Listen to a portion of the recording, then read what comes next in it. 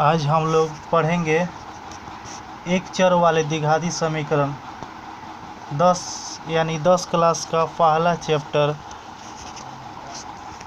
Quadratic equation with one variable, जिसका English नाम है। तो हम लोग 10 क्लास का quadratic equation with one variable का 1.1 का सारा क्वेश्चन सॉल्व करेंगे। 1 से लेकर टोटल 6 तक जितने क्वेश्चन है सारा का सारा आज हम लोग सॉल्व करेंगे। पहला क्वेश्चन दिया हुआ है, निम्नलिखित बहुपदी व्यंजक में कौन सा द्विघाती बहुपदी व्यंजक है, समझा कर लिखें। और बहुपदी व्यंजक दे दिया गया है x² - 7x + 2। यहाँ पर दिया हुआ है x² - 7x + 2 दिया हुआ है। तो बहुपदी व्यंजक को लिखे हैं, यहाँ पर लिखा गया है।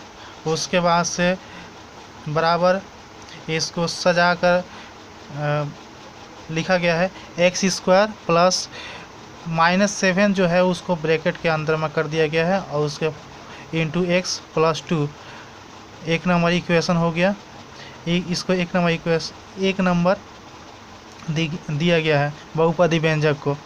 अब एक नंबर जो बहुपदी व्यंजक है ये क्या शो कर रहा है कि एक नंबर एक सरल क्या है, द्विघाती बहुपदी व्यंजक है, क्योंकि इसको हम लोग ax² + bx + c के रूप में लिखा जा सकता है, जहाँ a b c एक वास्तविक संख्या है और a ≠ 0 है। यहाँ पर a के अगर इसको हम लोग अगर एक नंबर बहुपदी व्यंजक को ax² + bx से तुलना करेंगे तो एक a बराबर यहाँ पर आ रहा है 1, x² दिया हुआ है, x के सामने 1 है, 1 × x² प्लस -7 जो है वो b का वैल्यू है, -7 जो है b का वैल्यू है और c का वैल्यू क्या है 2 है, ये c का वैल्यू है। तो ये इक्वेशन ये जो बहुपदी व्यंजक है इस बहुपदी व्यंजक से मिलता जुलता है। इसलिए अगर कोई भी बहुपदी व्यंजक अगर इस बहुपदी व्यंजक जो जनरल फार्मूला है बहुपदी व्यंजक से अगर समान मिलता है तो वह एक बहुपदी व्यंजक कहलाएगा। लेकिन इसमें एक कंडीशन क्या दिया हुआ है कि a का वैल्यू 0 नहीं होना चाहिए, a ≠ 0। भले a b c 0 हो, b c 0 हो सकता है, लेकिन a का वैल्यू 0 नहीं होगा। अगर a का वैल्यू 0 हो जाएगा तो वह द्विघाती बहुपदी व्यंजक नहीं होगा। ठीक है। इसके बाद हम लोग आते हैं 2 नंबर क्वेश्चन पर। 2 नंबर क्वेश्चन द्विघाती बहुपदी व्यंजक दिया हुआ है 7x⁵ -x × x + 2 दिया हुआ है। इसको हमको सिंप्लीफिकेशन किए हैं। यहाँ पर आ गया है 7x⁵ -x² - 2x। ठीक है। इसको एक नंबर नंबरिंग किए, एक नंबर दिए। ठीक है।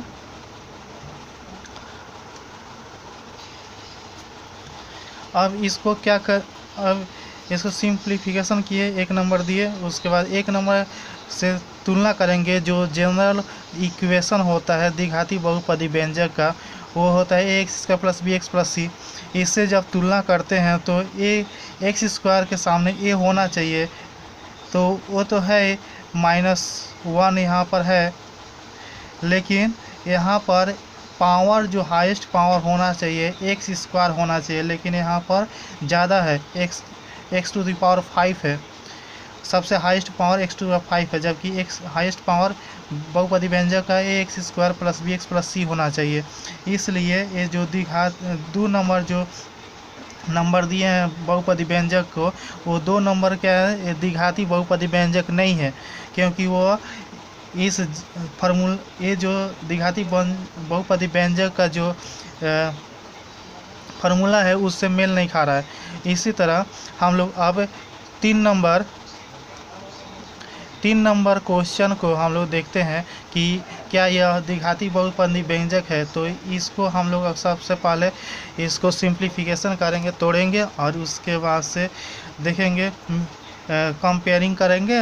तो अगर कंपेयरिंग करने से वो द्विघाती बहुपदी व्यंजक के फार्मूला से मिलता है तो वह द्विघाती बहुपदी व्यंजक होगा अथवा नहीं होगा।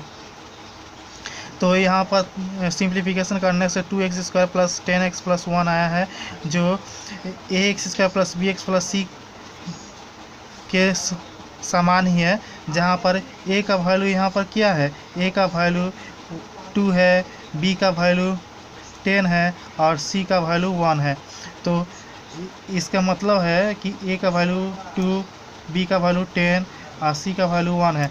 अतः एक नंबर एक सरल द्विघाती बहुपदी व्यंजक है, क्योंकि इसको ax² plus bx plus c के रूप में लिखा जा सकता है, जहां a b c वास्तविक संख्या है और a नॉट इक्वल टू 0। ठीक है, अब हम लोग ये 3 नंबर हुआ क्वेश्चन, और 4 नंबर क्वेश्चन को हम लोग करेंगे। जो 4 नंबर क्वेश्चन को कैसे हम लोग सिंप्लीफिकेशन करते हैं और उसको, ठीक है। तो 4 नंबर हम लोग देखते हैं। 2x माइनस 1 ही सिर्फ दिया हुआ है, इसको 2x प्लस 1 को -1 में कर दिए। तो यहाँ पर तो b का वैल्यू हमको दिखाई दे रहा है, b का वैल्यू 2 है, c का वैल्यू -1 दिखाई दे रहा है, लेकिन a का वैल्यू नहीं है। तो हम लोग को मालूम है कि अगर a का वैल्यू नहीं रहेगा तो a का वैल्यू 0 है, यानी हम लोग इसको इस रूप में लिख सकते हैं, 0 into x² plus 2x plus -1। इसको 1 नंबर दिए हैं। और यहाँ पर x² 0 से इसलिए किया है कि 0 से अगर x² में गुना होगा तो 0 हो जाएगा। तो यहाँ पर x² का जो सामने में जो कोफिशिएंट है वो क्या है, 0 है, जबकि a का वैल्यू होना चाहिए, a नॉट इक्वल टू 0, मतलब a का वैल्यू 0 नहीं होना चाहिए। लेकिन यहाँ पर क्या दिखाई दे रहा है कि a का वैल्यू 0 है। तो a का वैल्यू जब 0 है तो इससे हम लोग, जब 0 है तो इसको हम लोग द्विघाती बहुपदी व्यंजक नहीं कह सकते हैं। ठीक है, अब क्वेश्चन नंबर 2 को हम लोग देखते हैं। निम्नलिखित समीकरण में कौन सा ax² plus bx plus c equal to 0 है, जहां a b c वास्तविक संख्या है एवं a नॉट इक्वल टू 0 है। इसके रूप में जिन्हें लिखा जा सकता है उन्हें हम लिखें। मतलब कि अब पहले द्विघाती बहुपदी व्यंजक बताने को बोल रहा था, जो कौन बहुपदी व्यंजक है या नहीं है। अब द्विघाती बहुपदी इक्वेशन बताने को कह रहा है कि अगर जिसको हम द्विघाती बहुपदी इक्वेशन में लिख सकते हैं उसको लिखेंगे। तो हमको यहाँ पर इक्वेशन एक दिया हुआ है, x minus 1 plus 1/x equal to 6, जहाँ पर x नॉट इक्वल टू 0 दिया हुआ है। इसको हम लोग क्या करेंगे, सॉल्व करेंगे। तो x minus 1 plus 1/x equal to 6 लिख दिए। तो उसके बाद से x प्लस 1/x और 1 को बराबर के लेफ्ट हैंड साइड में ले गए, राइट हैंड साइड में।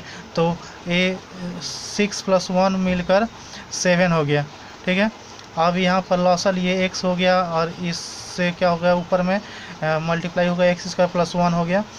अब क्रॉस मल्टीप्लिकेशन करेंगे तो x² plus 1 equal to 7x हो गया। इम्प्लाई दिए, उसके बाद से x² 7x को लेफ्ट हैंड साइड में ले जाएंगे तो 7 minus 7x plus 1 equal to 0 हो गया। इसके बाद इसको इस रूप में थोड़ा सजा कर लिख सकते हैं, x² प्लस ब्रैकेट के अंदर -7 into x plus 1 equal to 0। 1 number equation हो गया। तो 1 नंबर इक्वेशन क्या बता रहा है, 1 नंबर इक्वेशन का आकार जो देखने से कैसा लग रहा है कि ax² plus bx plus c equal to 0 जैसा ही दिखाई दे रहा है, जहाँ पर a का वैल्यू क्या दिया है, a का वैल्यू 1 है, a equal to 1, b equal to -7 है और c इक्वल टू 1 है। यहाँ पर 1 जब किसी वेरिएशन के सामने कुछ नहीं रहता है तो 1 रहता है। तो a b c हमको सबको पता चल गया। तो और पावर भी मिलता है, जो यहाँ पर इसमें पावर है उस तरह यहाँ पर भी पावर है, 2 है, 1 है, तो इस तरह ये पूरा जैसा जनरल इक्वेशन है उस तरह एक नंबर इक्वेशन हमको मिला है। तो इसलिए हम कह सकते हैं कि प्रदत्त समीकरण एक द्विघाती समीकरण है। ठीक है, अब हम लोग 2 नंबर इक्वेशन को सॉल्व करके हम लोग को देखेंगे कि क्या ये भी द्विघाती समीकरण है। तो देखते हैं।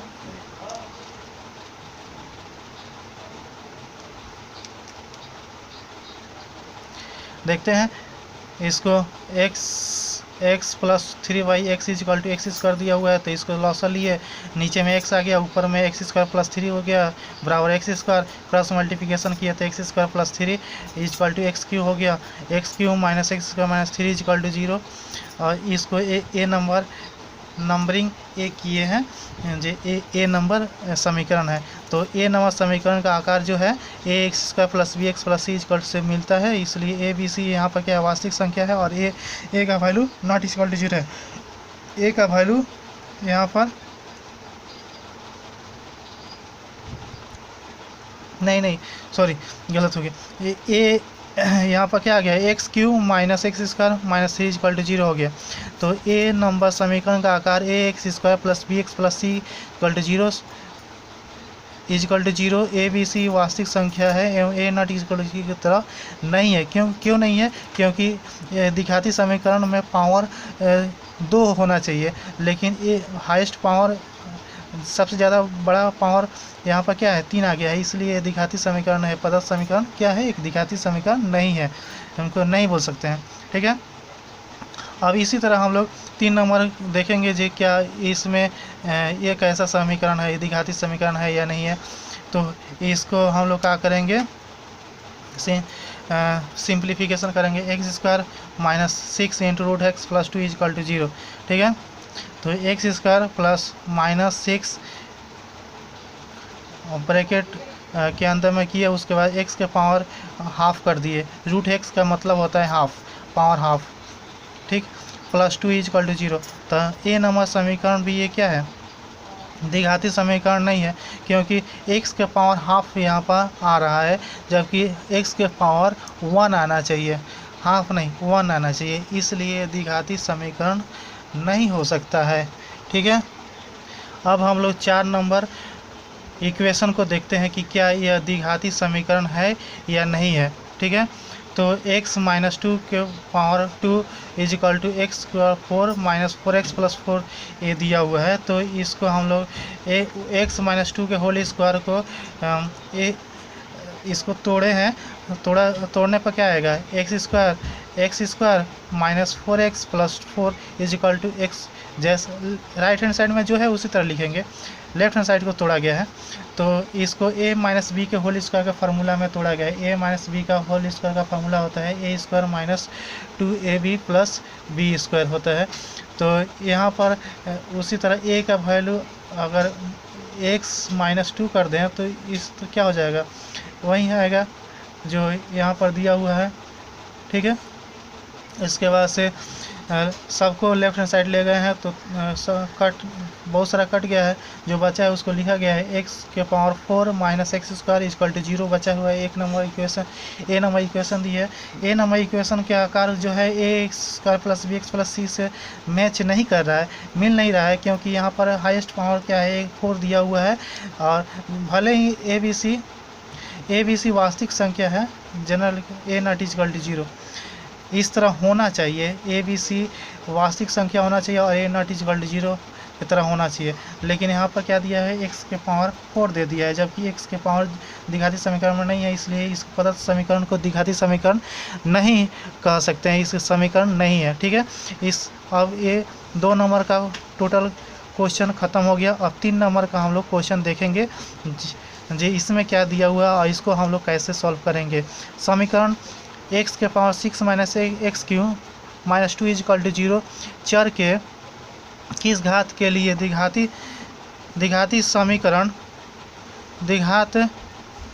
समीकरण बन सकता है, आइए हम उसे लिखें। यही दिया हुआ है, तो हम लोग क्या करेंगे, सोल्यूशन इसका क्या होगा, एक्स के power 6 minus x cube minus 2 equal to 0। तो एक्स क्यू का होल स्क्वायर कर दिए, उसके बाद एक्स क्यू माइनस 2। तो यहाँ पर अगर एक्स क्यू का जगह पर अगर हम कोई और वेरिएशन बैठा देते, माने x cube is equal to y बैठा देते, तो क्या हो जाता, x y square plus minus 1 into y plus minus 2 is equal to 0 हो जाता, इस तरह हो जाता। तो यहाँ पर दिक्कत किसके कारण है, एक्स के पावर क्यू के कारण है।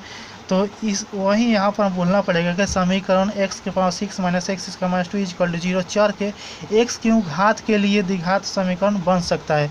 मतलब कि अगर एक्स क्यू को अगर द्विघात समीकरण बनाना है तो इसको एक चर के रूप में, एक चर मतलब कि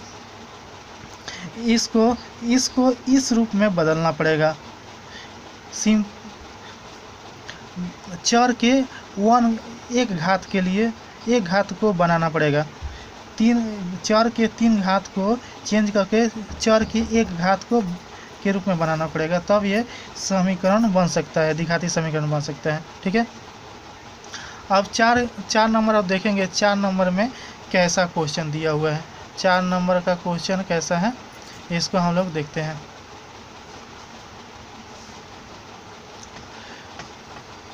ठीक है, ठीक, 4 का 1 नंबर बोला है जो a minus 2 into x square plus 3x plus 5 equal to 0 के किस मान के लिए द्विघाती समीकरण नहीं होगा उसे लिखे।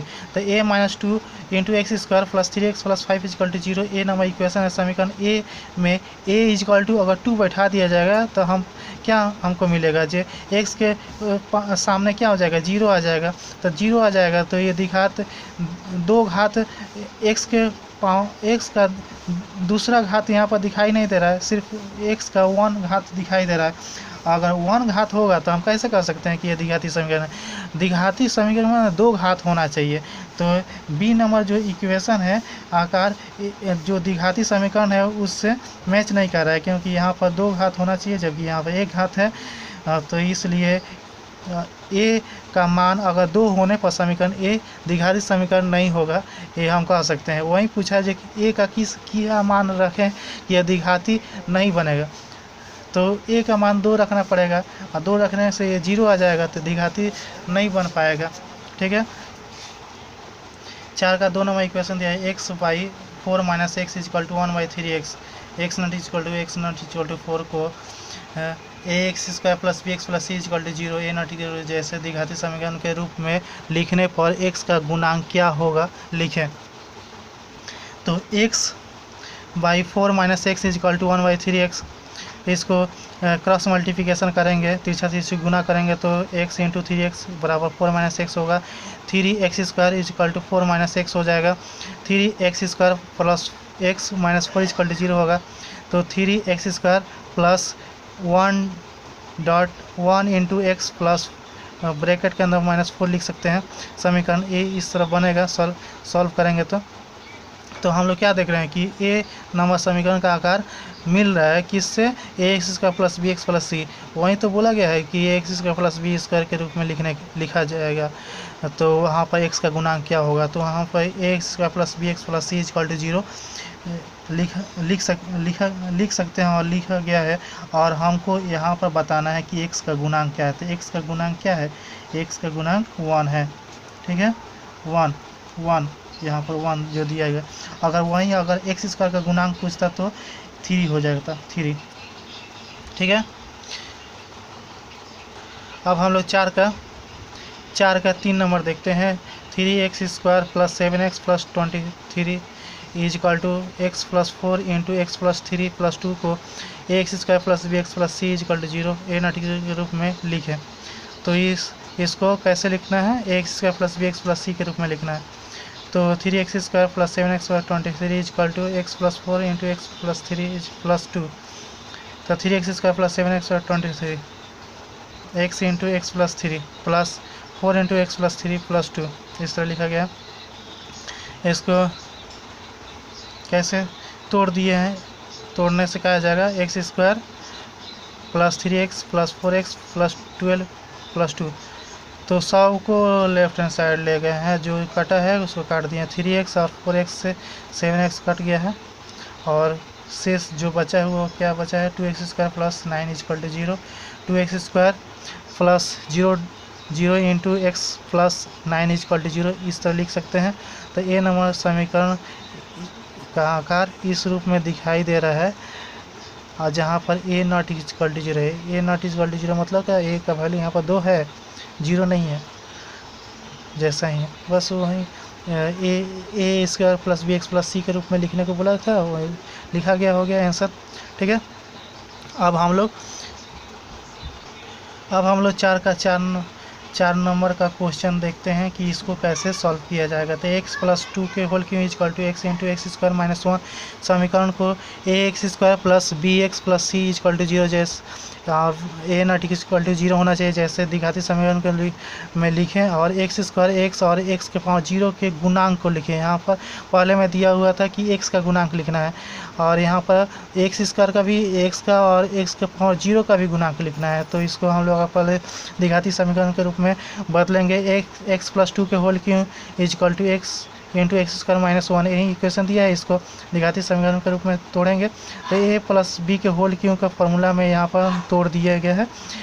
ए प्लस बी के होल क्यूब का फार्मूला होता है a cube plus 3a b square plus 3a square b plus b cube होता है। तो उसको तोड़ने के बाद बराबर जो इस साइड में गुना करके लिखा गया है। ठीक है, इसके बाद से जो सबको लेफ्ट हैंड साइड में ले गए हैं, वो लेफ्ट हैंड साइड में ले जाने पर एक्स क्यूब और एक्स क्यूब कट गया है, और जो शेष बचा है उसको लिखा गया है, और ये क्या है, मेरा ए नंबर इक्वेशन बन गया है। ठीक है, तो यहाँ पर ए नंबर समीकरण एक चर वाला द्विघाती समीकरण है। यहाँ x² का गुणांक 6 है, और x का गुणांक क्या है, 13 है, और x के पावर 0 का गुणांक क्या है, 8 है। x के पावर 0 का गुणांक वही होता है जो कांस्टेंट होता है, जो लास्ट में c का वैल्यू होता है। c का जो वैल्यू होता है वही x के पावर 0 का गुणांक होता है। तो जो c का वैल्यू होगा वही हमारा हो जाएगा। तो यहाँ पर क्या है, c का वैल्यू 8 है, तो यहाँ पर क्या हो जाएगा, 8 गुणांक हो गया। ठीक है, अब हम लोग 5 नंबर क्वेश्चन को देखते हैं। 5 नंबर क्वेश्चन में क्या बोला गया है, यहाँ पर बोला गया है निम्नलिखित विवरणों से एक चर वाले द्विघाती समीकरण की रचना करें। ठीक है, तो चर वाले द्विघाती समीकरण का रचना करना है। ठीक है, रचना करना है। तो एक नंबर में क्वेश्चन दिया हुआ है कि 42 को ऐसे 2 भागों में विभक्त करें कि एक भाग दूसरे के वर्ग के समान है। तो एक भाग मान लेंगे जो मानव संख्या 42 का पहला भाग x है, तो दूसरा का भाग क्या हो जाएगा, 42 माइनस x हो जाएगा। कि और शर्त के अनुसार क्या दिया है कि एक दिया हुआ है कि एक भाग दूसरे के वर्ग के समान है, एक भाग दूसरे के वर्ग के समान है। तो एक भाग मान लीजिए x², एक भाग मान लीजिए 42 माइनस x है, तो एक किसके समान है, दूसरे भाग, मतलब कि x² के समान है। तो इम्प्लाई यहाँ पर क्या हो रहा है कि x² plus x minus 42 equal to 0। तो ये नंबर इक्वेशन बना, ये एक क्या है, द्विघाती, ये क्या है, ए नंबर समीकरण एक द्विघाती समीकरण बना जिसका चर क्या है, x है। ठीक है, अब हम 5 का 2 नंबर क्वेश्चन को देखते हैं। यहाँ पर 5 का 2 नंबर दिया हुआ है कि 2 क्रमिक विषम संख्याओं का गुणनफल 143 है। तो पहला विषम संख्या 2x माइनस 1 है, तो दूसरा का विषम संख्या क्या हो जाएगा, 2x प्लस 1 हो जाएगा। तो इनका गुणनफल बोला है, तो 2x minus 1 into 2x plus 1 equal to 143 हो गया। तो इसको मल्टीप्लाई कर दिए तो करने से क्या हो जाएगा, 4x² plus 2x minus 1 equal to 143। तो 4x² माइनस 1 माइनस 143 इस साइड ले जाएंगे, लेफ्ट हैंड साइड ले जाएंगे। तो यहाँ पर 4x² माइनस 144 इक्वल टू 0 होगा, और 4 को कॉमन लेंगे तो x² माइनस 36 इक्वल टू 0 हो जाएगा। ठीक है, इसके बाद हम लोग 4 को 0 कर देंगे और तो मेरा इक्वेशन हो जाएगा एक्स स्क्वायर माइनस 36। इसको अगर द्विघाती समीकरण के रूप में लिखेंगे तो ये इस तरह लिख सकते हैं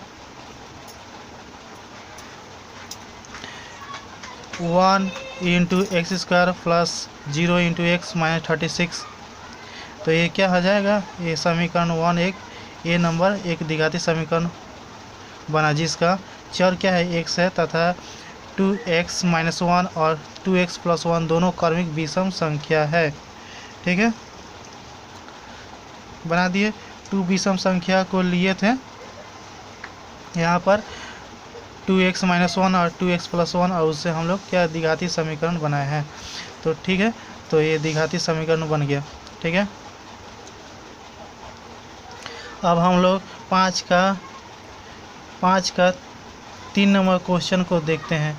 तो 5 का 3 नंबर क्या दिया हुआ है और इसको हम लोग कैसे द्विघाती समीकरण में बदल सकते हैं।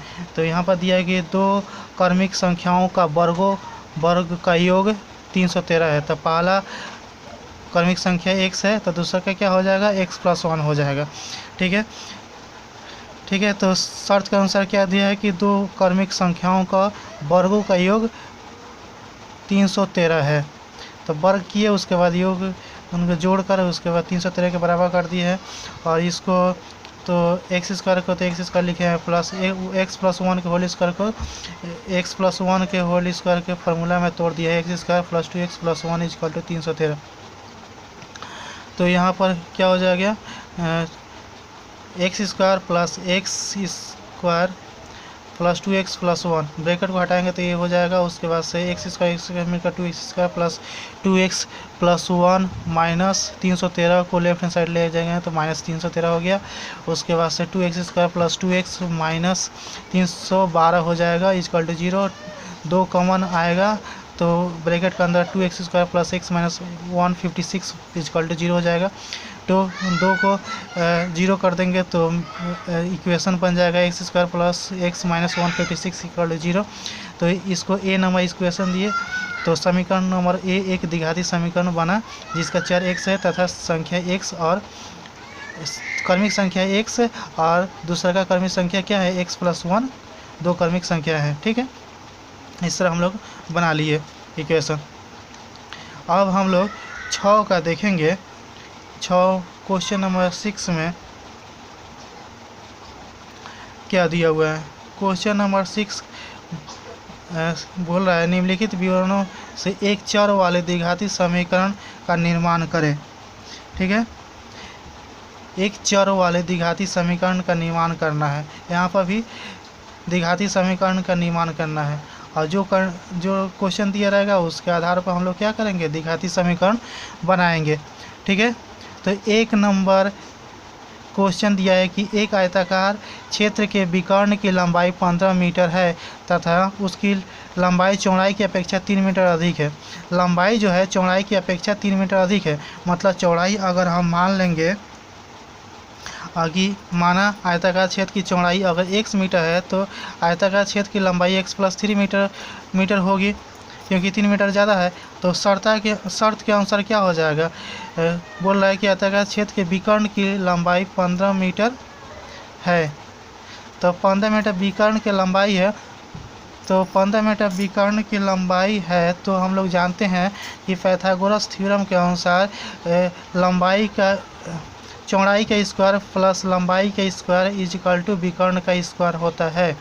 तो एक्स स्क्वायर प्लस इसको तोड़ेंगे तो ये हो जाएगा x square plus 2 into x into 3 plus 3 का स्क्वायर इक्वल टू 5 हो जाएगा। और इस तरह मेरा इसको x और x मिलकर क्या हो जाएगा, यहाँ पर 2x हो जाएगा प्लस इसको हम लोग कैसे लिख सकते हैं, 6x प्लस 3 का स्क्वायर मतलब 9 होता है इक्वल टू 2 5 हो गया।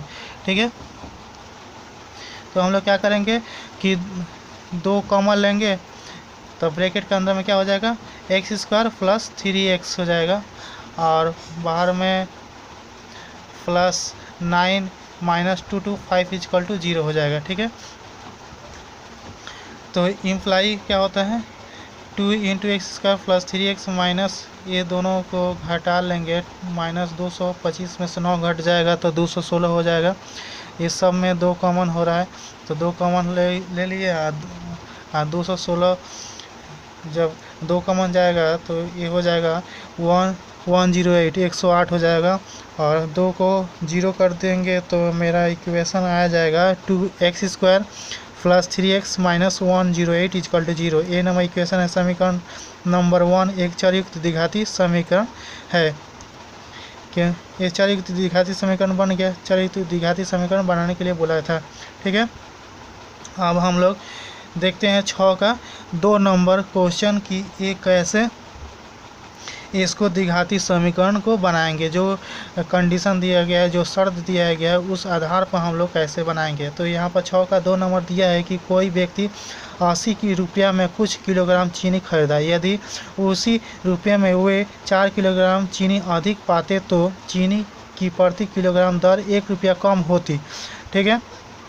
तो हम लोग सॉल्यूशन में क्या करेंगे कि मान लेंगे कि व्यक्ति 80 रुपया में 1 किलोग्राम चीनी खरीदता है, तो चीनी का क्रय मूल्य कितना हो जाएगा। अगर 1 किलोग्राम चीनी है और 80 रुपये में खरीदता है तो 1 किलोग्राम चीनी का मूल्य हो जाएगा 80/1 रुपये प्रति किलोग्राम हो जाएगा।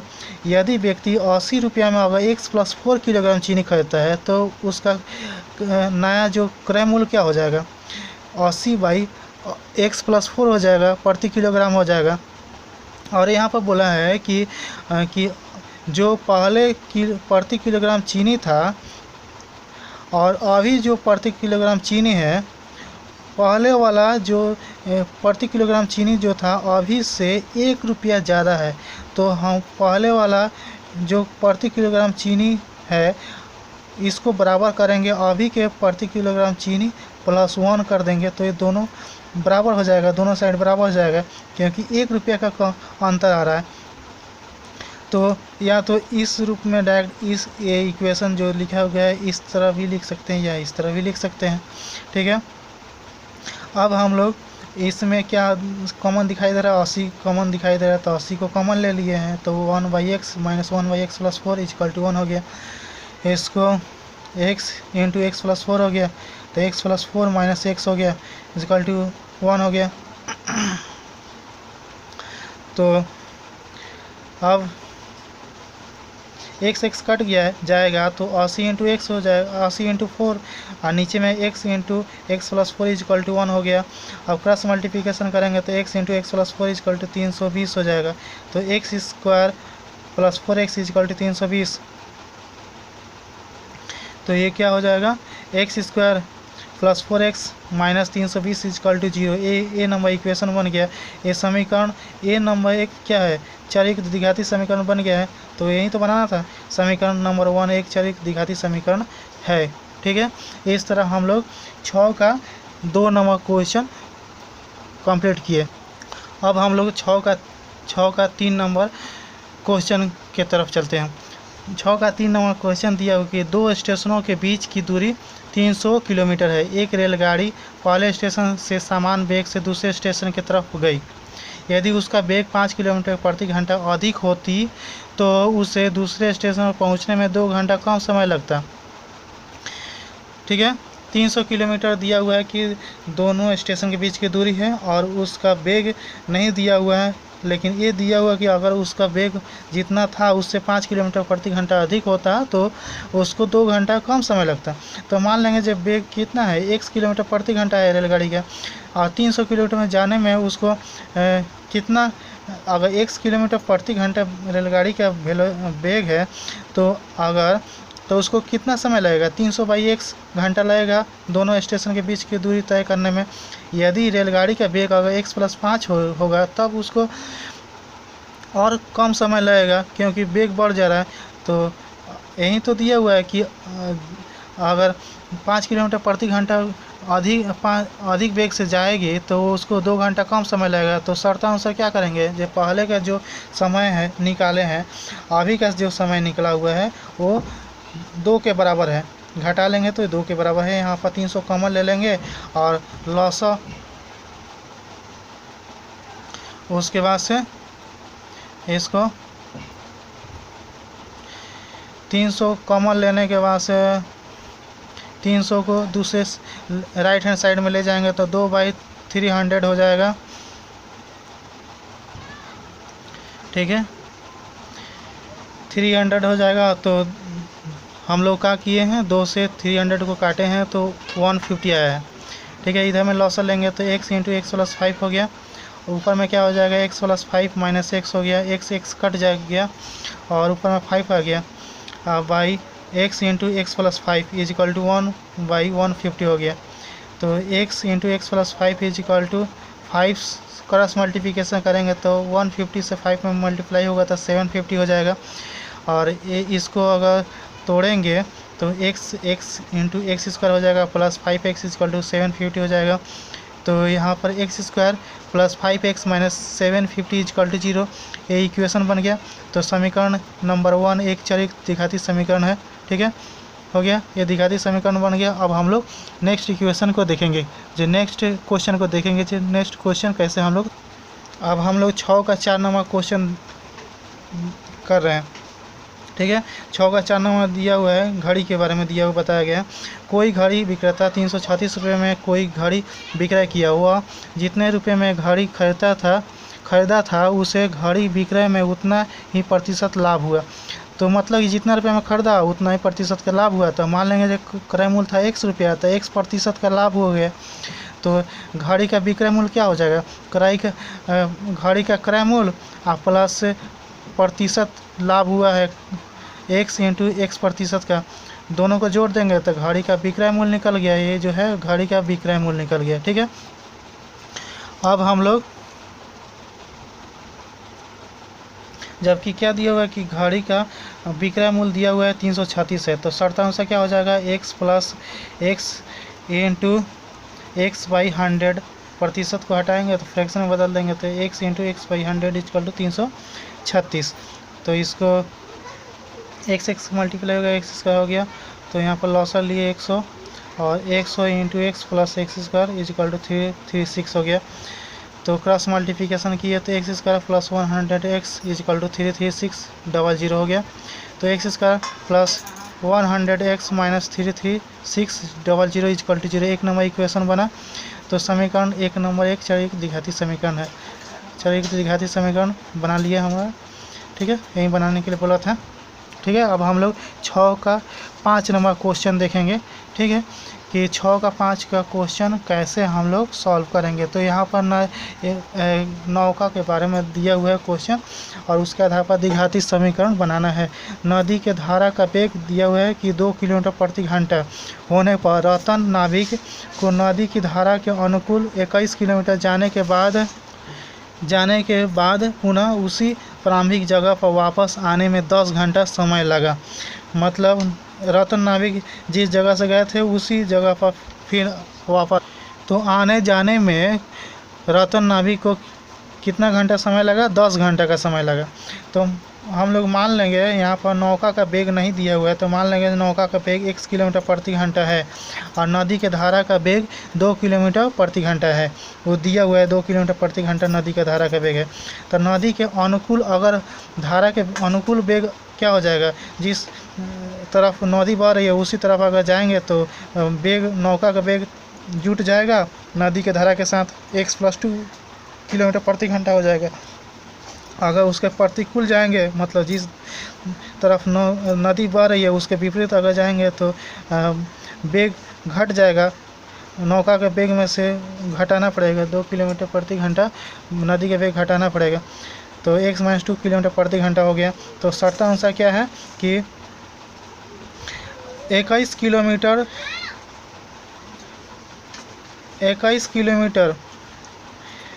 रतन नाविक गया है, तो 21 किलोमीटर गया है किस वेग से, x प्लस 2 किलोमीटर प्रति घंटा के वेग से, और फिर वापस आया है 21 किलोमीटर और x माइनस 2 किलोमीटर प्रति घंटा के वेग से आया है। और इन दोनों समय जाने और आने में लगा समय है वो 10 घंटा है। तो ये जो वेग दूरी बटा वेलोसिटी करेंगे तो ये समय बताएगा, ये भी समय बताएगा, ये दोनों समय मिलकर ये 10 घंटा के बराबर हो जाएगा। तो यहाँ पर 21 कॉमन है तो कॉमन ले लेंगे और कॉमन लेने के बाद से यहाँ पर 21 को राइट हैंड साइड में ले गए हैं तो 10/21 हो गया। और यहाँ पर लॉसर लेंगे तो x + 2 इंटू एक्स माइनस 2 हो जाएगा। ऊपर में आ जाएगा x - 2 प्लस x + 2, ठीक है। और 2 कट जाएगा तो 2x ऊपर में आएगा, नीचे में ये दोनों a + b और a - b का फार्मूला के रूप में ये चेंज हो जाएगा। x² - b² का फार्मूला मतलब x² - 4 हो जाएगा। एक का 2 से 10 कटेगा, 5 बार में कट जाएगा।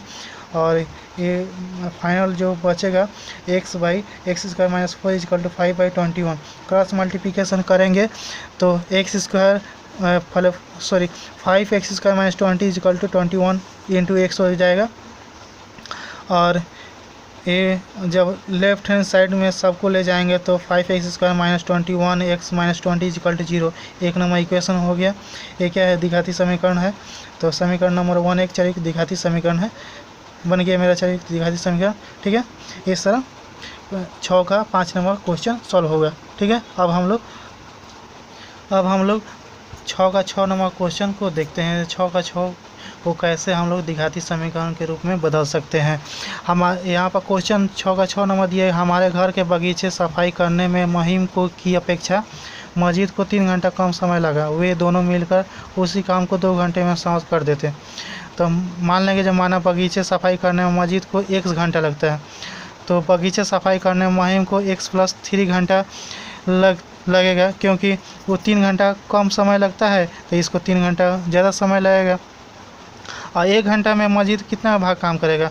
अगर मान लो जी 1 घंटा में पूरा भाग काम करता है तो 1 घंटा में 1/x भाग काम करेगा, ठीक है। उसी तरह 2 घंटे में मजीद काम करेगा, 2/x भाग काम करेगा, ठीक है। उसी तरह अगर 1 घंटा में महिम भी काम करेगा तो 1 घंटा में महिम कितना भाग काम करेगा? 1/x + 3 भाग काम करेगा, ठीक है। और 2 घंटा में महिम काम करेगा, 2/x + 3 भाग काम करेगा, ठीक है।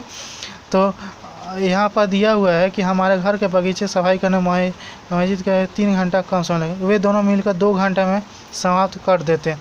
तो 2 घंटा मजीद का 2 घंटा महिम का दोनों मिलकर काम पूरा हो जा रहा है। मतलब कि दोनों भाग काम को अगर जोड़ देंगे तो पूरा 1 भाग काम के बराबर ही हो जाएगा। तो शर्तानुसार क्या हो जाएगा? शर्तानुसार यही होगा कि 2/x + 2/x + 3 = 1 हो जाएगा। यहाँ पर 2 कॉमन लेंगे तो ये ब्रैकेट के अंदर में 1/x + 1/x + 3 ये ब्रैकेट में जाएगा बराबर 1 हो जाएगा। 2 को left hand side right hand side लेकर आएंगे तो 1/2 हो जाएगा। और लॉसर लेंगे तो x इंटू x + 3 होगा। और ऊपर में क्या हो जाएगा? x + 3 + x हो जाएगा। और ये x मिलकर 2x + 3 बन जाएगा। और नीचे में तोड़ेंगे तो ब्रैकेट घटाएंगे तो x² + 3x हो जाएगा, ये हो जाएगा, ठीक है। उसके बाद क्रॉस मल्टीप्लिकेशन कर देंगे तो क्रॉस मल्टीप्लिकेशन करने से x² + 3x = 4x + 6 हो जाएगा। और x² + 3x - 4x - 6 = 0 हो जाएगा। x² - x - 6 = 0 हो जाएगा, क्योंकि 4x - 3x -4x + 3x मिलकर -x हो जाएगा, ठीक है। एक नंबर इक्वेशन हो गया। तो समीकरण नंबर 1 एक चरिक द्विघाती समीकरण बन गया, ठीक है। इस तरह एक चरिक द्विघाती समीकरण बन गया। तो अभी तक हम लोग के कितना 6 का 6 क्वेश्चन सॉल्व कर लिए। अब 2 क्वेश्चन और बचा है 6 और 8। 6 का 7 और 6 का 8 नंबर। उसके बाद से ये चैप्टर पूरा कंप्लीट हो जाएगा, ठीक है। अब हम लोग 6 का 7 नंबर क्वेश्चन देखते हैं। जो 6 का 7 नंबर क्या दिया हुआ है और उसको कैसे द्विघाती समीकरण में बदल सकते हैं। तो यहाँ पर दिया हुआ है किसी 2 अंकों की संख्या में इकाई का अंक दहाई के अंक की अपेक्षा 6 अधिक है तथा दोनों अंकों का गुणनफल संख्या से 12 कम है। तो दहाई का अंक क्या है मानेंगे? दहाई का अंक x मानेंगे तो इकाई का अंक क्या हो जाएगा? x + 6, क्योंकि दहाई का अंक से इकाई का अंक 6 अधिक है। तो दहाई का अंक x है तो इकाई का अंक x + 6 हो जाएगा। संख्या क्या बनेगा? 10x + x + 6 इकाई का अंक और 10 में x से मल्टीप्लाई करेंगे तो ये दहाई का अंक बनेगा, और उसमें इकाई का अंक जोड़ देंगे तो संख्या बन जाएगा। तो यहाँ पर बोला है कि ये तो संख्या हुआ, लेकिन यहाँ पर क्या बोला है कि दोनों अंकों का गुणनफल संख्या से 12 कम है। तो दोनों अंकों का गुणनफल मतलब इसका और इसका गुणा करेंगे तो ये जो संख्या है इससे 12 कम है। तो संख्या में से 12 घटा लेंगे तो दोनों साइड बराबर हो जाएगा। तो जब दोनों साइड बराबर हो जाएगा उसके बाद हम लोग इसको सॉल्व करेंगे। ब्रैकेट को हटाएंगे तो x स्क्वायर प्लस 6 हो जाएगा, और इसको यहाँ पर क्या हो जाएगा 10x प्लस 6 माइनस 12 हो जाएगा। और ये जो x 10x और x मिलकर 11x, और यहाँ पर 12 माइनस 12 में से प्लस 6 घटेगा तो माइनस 6 हो जाएगा। सबको ये लेफ्ट हैंड साइड में ले जाएंगे तो x square plus 6x minus 11x plus 6 equal to 0 हो जाएगा। इम्प्लाई क्या होगा ये x square minus 5x plus 6 equal to 0 है। एक नंबर इक्वेशन बना है। ये क्या है? द्विघाती समीकरण है। समीकरण नंबर 1 चरयुक्त द्विघाती समीकरण बन गया। ठीक है। इसी तरह क्वेश्चन नंबर 6 का 8 नंबर क्वेश्चन इसी तरह लास्ट क्वेश्चन है, इसी तरह सॉल्व होगा। ठीक है। देखते हैं 8 क्वेश्चन नंबर में क्या 8 में क्या दिया हुआ है। ठीक है। एक इसमें बोल रहा है कि 45 मीटर लंबे और 40 मीटर चौड़े एक आयताकार खेत के मैदान के बाहर चारों तरफ समान चौड़ाई का एक रास्ता है और उसका क्षेत्रफल 450 वर्ग मीटर है। मतलब कि अगर हम देखें कि एक मैदान है, मैदान के मान लीजिए मैदान है, मैदान के चारों तरफ समान चौड़ाई का रास्ता है। इस तरह समान चौड़ाई का रास्ता है, तो समान चौड़ाई का रास्ता है और चारों तरफ, और उस रास्ता का क्षेत्रफल भी दे दिया है 450 वर्ग मीटर है। तो सबसे पहले तो मान लेंगे जो माना रास्ता x मीटर चौड़ा है, ये इसका चौड़ाई क्या है? x मीटर है, x मीटर चौड़ाई है। आयताकार मैदान की लंबाई 45 मीटर है। लंबाई आयताकार 45 मीटर लंबाई दिया हुआ है। यहाँ पर 45 मीटर आयताकार मैदान की लंबाई दिया है, चौड़ाई 40 मीटर दिया हुआ है। ठीक है।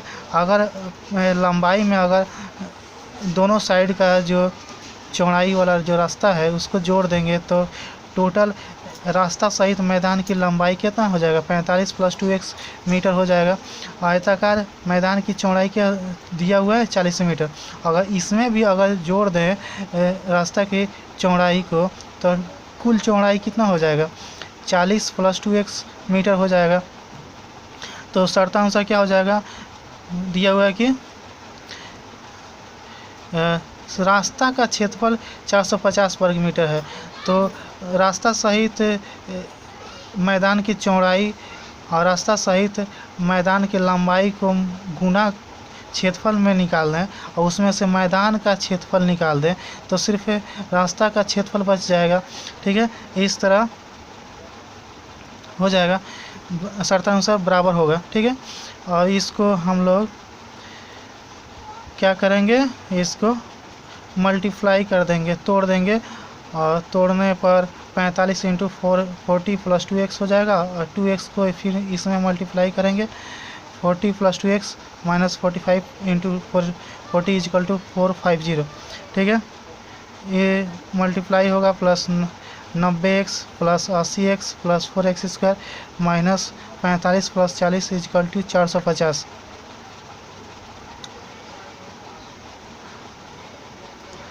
तो यहाँ पर कितना हो जाएगा? 4x स्क्वायर प्लस 170x हो जाएगा।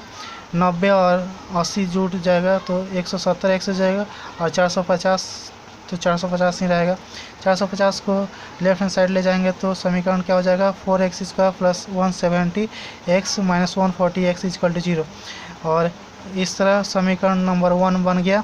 2x square plus 85x minus 225 equal to 0 समीकरण नंबर 1 हो गया।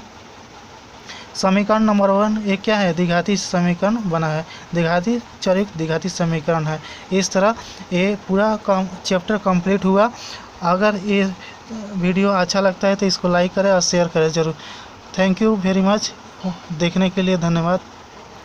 अगर इस तरह का और वीडियो आप लोग देखना चाहते हैं तो नीचे कमेंट करें, लाइक करें और ये बताएं कि कौन सा चैप्टर का वीडियो आप देखना चाहते हैं, सॉल्यूशन किस चैप्टर का हम मुझको करके देना चाहिए। आप लोग जो डिमांड करेंगे वही उस पर मैं वीडियो बनाकर आप प्रोवाइड करूँगा। ठीक है, थैंक यू।